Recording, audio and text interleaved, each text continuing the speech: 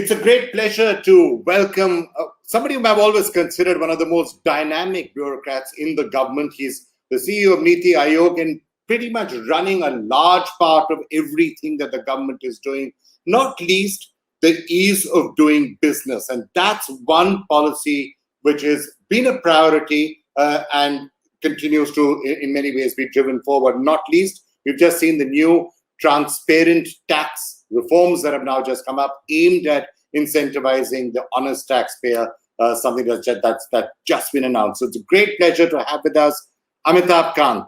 Thank you so much, Mr. Kant, for joining us.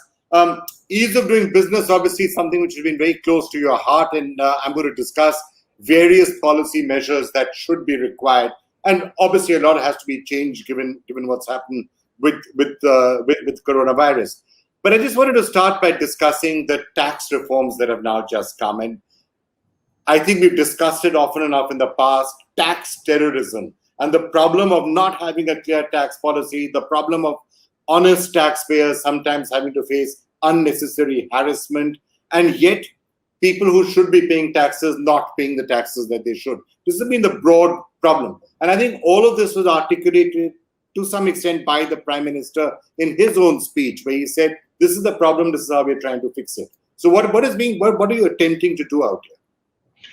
So Vikram, two key things. I think first and foremost, make it, digitize, use a lot of technology, make it impersonal so that the person who's dealing with my account is not able to deal with me on a personal basis, but uses technology. And also, two key reforms. One is, firstly, what the government had done in terms of corporate tax, because our tax rates were high, it had brought down tax rates for new enterprises to 15% and for existing enterprises to 22%, which makes India one of the least taxed countries in the world, almost on par with Ireland. And therefore, we should, in the long run, attract a lot of investments into India. Number two, with today's taxpayer rights, being announced that taxpayers have a right, and therefore honesty will be really the key to the future. And what it does is really that it enables individuals to get away from any kind of harassment or oppression from the tax authorities in future. And hopefully this would get implemented because there's a lot of political will to do it now. You will never have this kind of huge administrative and political will. So hopefully all of us in the future should see a lot of predictability and consistency on tax policies. Well, obviously, the biggest advantage, I mean, some people have been asking the genuine question that, how does it help if I'm not personally meeting somebody?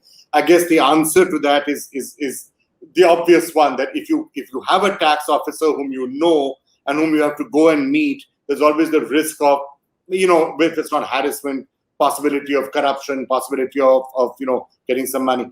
But for this to work really effectively, it has to be a very simple, easy tax structure with as few ifs and buts. So very few tax slabs, very few little complexity, a simple tax code, and then you can say, this is what you should do.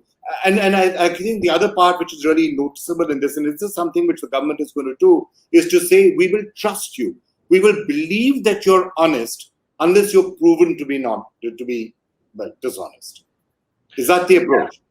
Yeah, the intention really is that you should not go around opening tax accounts of individuals, but use a lot of data.